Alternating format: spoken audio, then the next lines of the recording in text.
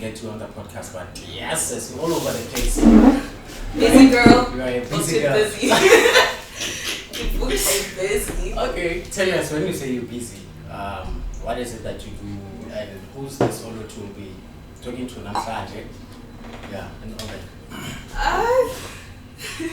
I'm so bad with introductions.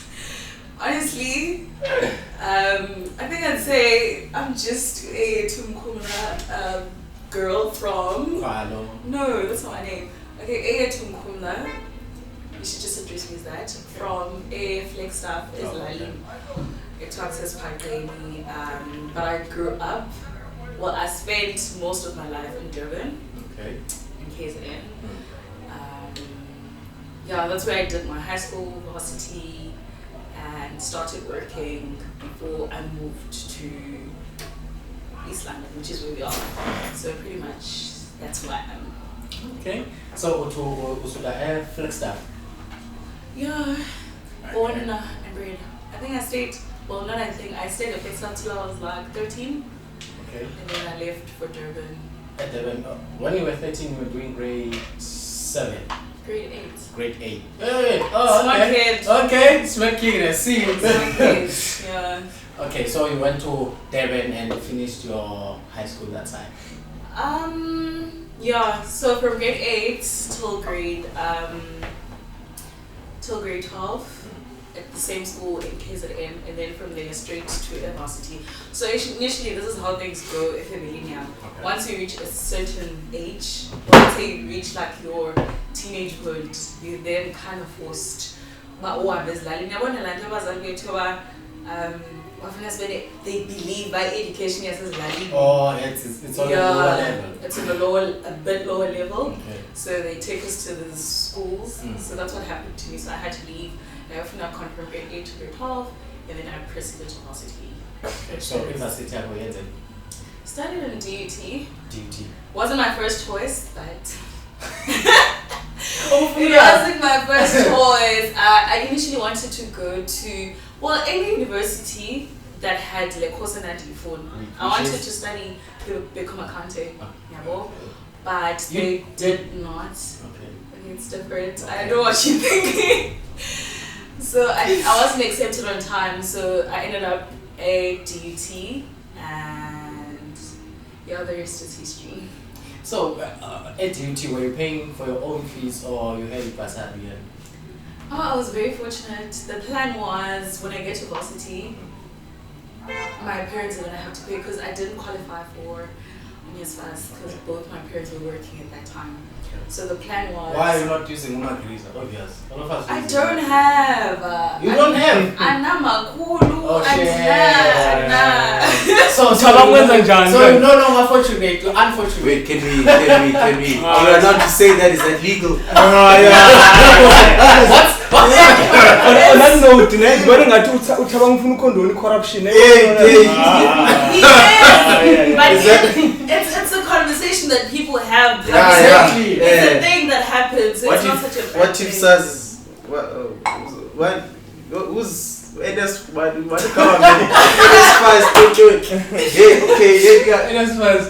Okay, no, I understand. So so I ended up getting. I was very fortunate. What happened is that's a plan figure before I could even register. There was a bursary from the Department of Education. They simply wanted 20 students across the country, and I happened to be one of the students. I was never smart. If I could show you my high school results, you'd be shocked. Okay, they weren't bad, but I didn't get like straight A's for me to get a bursary. So I got a bursary, and it was a full bursary. So they paid for everything: tuition, registration, food, books, traveling, everything. So I was traveling. Wow. Everything! I had the whole thing. Which one?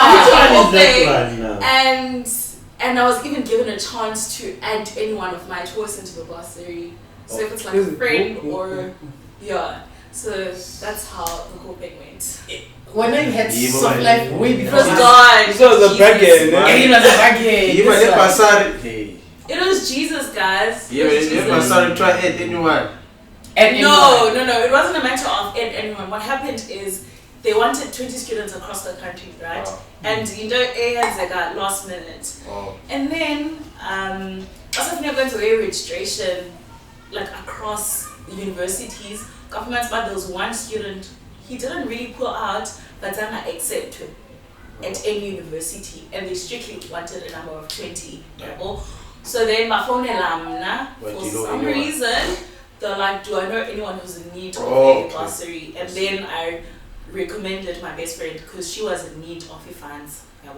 So I recommended my best friend, and she got it. She got it. Yeah. We're growing together. Yep. The spirit.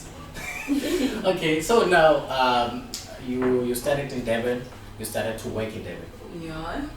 How's when you talk about Durban, growing up, I remember I used to say Durban. How's life in Durban? In fact, I can't really answer the question of how's life in Durban, mainly because I've always been a very shy child, very quiet. So you were not groovy. You were not groovy. No, I recently started doing a lot of things in my 20s. I'm being serious. Okay. So in high school... When you say in your 20s as if it was last year, how old are you? Don't ask a woman her age. Okay, Don't ask a woman her age. I'm joking. I don't mind telling my age. I'm 27 and I was born in 1995, so I'm very old. I'm very old because code number 2000. Exactly. I'm very old. Sure. So I can't really tell you much yet, Durban, when it comes to high school, because I didn't really do much really.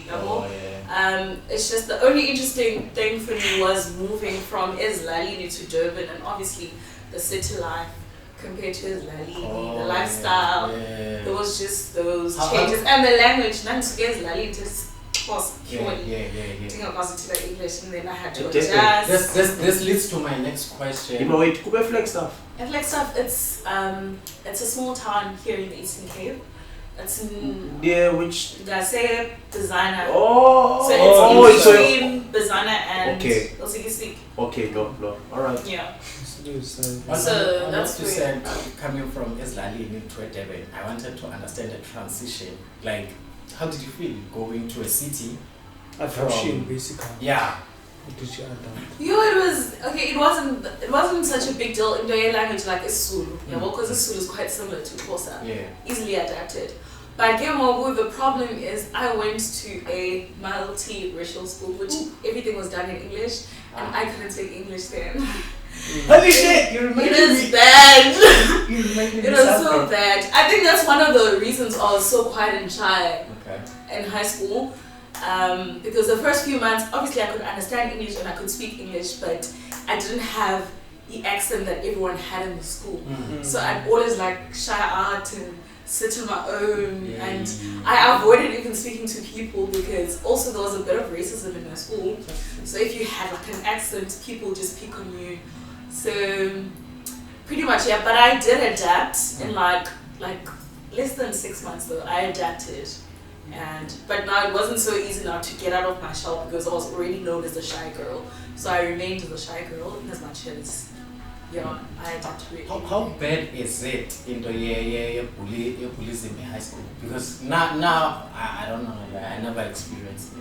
I wouldn't say now I was bullied. I wasn't really bullied, but I would see other children getting bullied because of language and accents and so I'd always try and make sure that just protect. I don't ever have to experience that.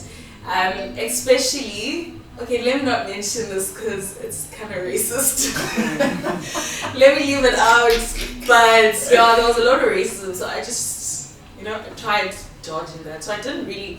I only experienced bullying in primary when I was back in Flagstaff. Actually, I did. But it wasn't bad also. I don't think it affected me in any way. So, Okay. So now, with you changing, going to the multiracial, that's where you got the accent? Not really. Actually. Where did you get the accent? No, listen. So the school that I went to, like I said, in as much as it was a multiracial school, but it was color dominated. So I had a very Cape Townian accent. Hey. Yeah. So you can pull that one. I can. Let's rock it. We're not doing that. So I had that accent my entire high school life, Okay. right? And then I wanna feel the taste of the. you are. Let's not go there. I wanna feel the. I don't think it's as sharp. I don't think it's as sharp anymore. Yeah, so just- let's not go there. Just J-pie sentence. I so, know, dude. you know. But so towards the end of high school, I then started hating the colored accents because I'd go back home at Flagstaff to go back turns into colored. And I got sick and tired of that. I was like, okay, I need to change my accent. I need to change my accent. But then I was like, okay, what accent am I going to pick up? I didn't want like an Indian or a colored or a black accent. I wanted, I don't know, like just a mixture of, I don't know. So I was like, I'm going to work in this. Every day I'd wake up and tell myself, okay, you need to watch how you speak. Pronounce this word this way, try this and that. And this is how I ended up speaking from then. So, yeah. I thought in the middle of your sentence you operate with it or rock it so that you can feel. Hey. Why are you not giving us the things, man? Come on. Nah. Give us the vibe. I don't think my colored accent is still, I don't know. Nah, I can't. I can't. Okay, so now, I remember one time when I was speaking to you, you told me that you like reading books.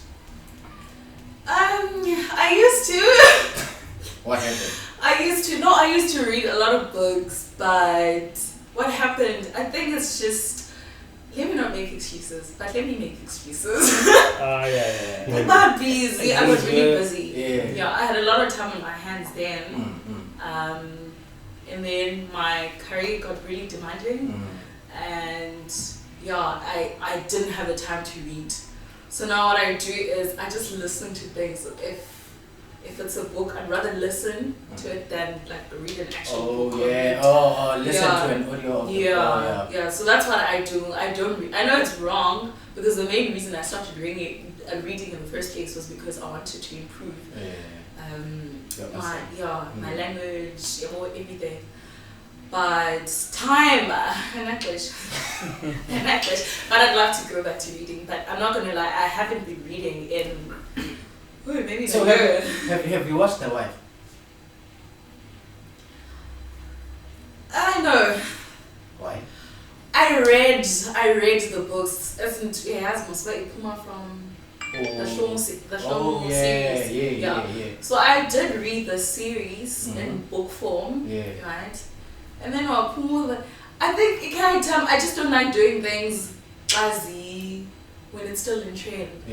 Or when it's like popular. When it's very popular and everyone is doing it, I can't. And then when everybody stops speaking about it, that's when I'm like, okay, let me actually, See. So I know I will watch The Wife, but with my character, when everyone stops talking about it, probably. Late blue. I am.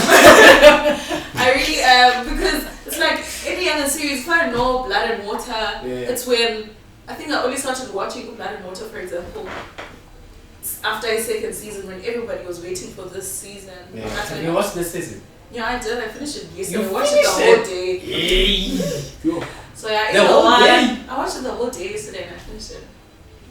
That's the only thing I did yesterday. But The Wife, share my own lie. I haven't watched it. I don't think I'll watch it anytime soon. So how? Okay. No, I understand. So about your personal interest, what would you say it's your personal interest? Personal interest. That's a hard question. And personal interest. What are you interested in? I don't know. What do I like? I like taking pictures, for example. Oh, okay. That's what you like. Okay, I'd say if there's anything I like. Oh, sorry. Sorry, you can go ahead. I thought you'd say I like taking my girlfriend out. Okay, I'm fully getting So, if there's anything I like, more than anything in this world, it has to be music. Yeah, I love music. I used to write. Please don't ask me why I stopped writing. Write what? Music. Oh, okay. Yeah. So I used to write and I play the guitar. Guitarist. I'm a little Sahara. So I used to sing, write, and play. Yeah. Obviously, I still enjoy singing. I enjoy writing a little, but I no longer play the guitar. But I can still play it. It's just that I don't own one at the moment. So yeah. Do you still remember? But that's what I like. I'm not gonna lie. Like music for me is. I know it sounds very cliche because everybody says this. I love music is life, but literally to me, music is life. It's life. So for that school there after. I was asking him, do you still remember one of the lines that you once wrote or something? Yeah, I do remember a few of my songs, right? Did you release songs? Yeah. Singahlangana EP mo. What to say more? Let's drop an EP song of the year. Yeah, good. Okay, what happened? How do I say? I've always been very creative with Bala. From a very young age. I remember I grew up, and when I, for example, let's say I see a phone, I'd instantly get a song about a phone. Or I see people fighting, I'd instantly get a song about people. Wow. Yeah, well, it was like that. It wasn't like kind of poop or anything. That's how it happened. Here's a cup, give us a Don't put me on the spot, no. I'm not going to sing for you guys, forget it. And then, that's how it started. And I've always known about, okay, I'm probably gifted in that. And then in varsity, I bought the guitar because I had a crush who was a guitarist. You know how that goes? So no, he's very well known. He was still upcoming. And then No, let's not go there. Sinomso. Sinomso was actually from our hometown. We grew up, I wouldn't say we grew up together, but that's when school. But I remember last year when we were speaking, you said you're gonna attend one of the parties. Yeah. But when I was in Sinomso back then, in as much as you could sing, but why not? He wasn't playing guitar or he wasn't popular. Else why I'm done, you know. He's way younger than me. I remember would see him, he's very young, it wasn't him. So I was saying I had a crush. The shots on the groove. So I had a crush on a guitarist, bought a guitar, but obviously I couldn't play it. And I told myself that I'm gonna teach myself through YouTube. So I found lessons with YouTube, and that's how I started playing the guitar. And when I started playing, that's when Landoba, I can actually write music, came back. So as I'm playing, as I'm strumming, I get songs instantly and then record it on my phone and so that's how that went. And then, but it was a very personal thing. I'd only do it indoors. But obviously, you know, rooms are very close to each other. So what would happen is people would hear me sing or hear me play, and then people just come and gather and want to listen and record. And then from there it went to an extent where people, because at DUT is like a drama course, so there were students who studied obviously drama and did music, so they'd want to, you know, do a collab and we'd do things together and do like little performances here and there. So that's how it went. So the reason I stopped was because for some odd reason the only music I wrote was I was like a little Adele. It was very sad. Sad songs. So I was like, okay, this needs to stop. So I stopped writing because of that. Okay. So I'm picking up the pieces now. As we did. You were writing these sad songs. Why? I know. I think it's because when I started playing the guitar, that's when I started dating. Because obviously I told you I was in high school. I wasn't dating because I was like typical Christian girl, fired up for Jesus. And that was me also in varsity. First, second, third year of varsity, I was like, I'm not dating, I'm not doing boys, I'm not doing alcohol. Yeah. And then I started dating, and that's when also I started playing the guitar. So, you know how Njolo is? Njolo, Nisa you. So Umjolo used me so much that I started writing very sad songs. And I got tired of singing songs and crying. I was like, no, this is wrong. So every time I'm supposed to sing my song, Dizolila, I'll perform, but people would enjoy it, but you're crying. But I was crying. I was like, nah, I need to stop singing. I need to stop playing because it's making me miserable. So I stopped. Okay. No, emotional. Yeah, I know. She's an emotional person.